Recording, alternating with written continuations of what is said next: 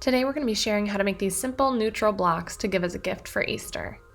So I just picked up a set of plain wooden blocks, and then I decided on kind of a neutrally color scheme and got together paints of each of those colors, and then I just started painting all my blocks. So I painted a few of the sides, let it dry, painted the other sides, and then I did 2 coats on each block.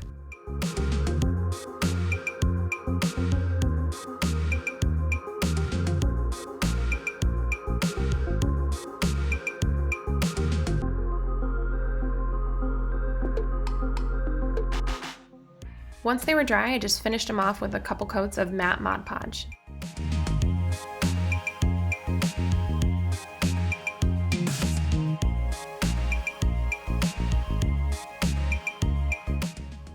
I ended up also just sewing a simple fabric bag to put them in.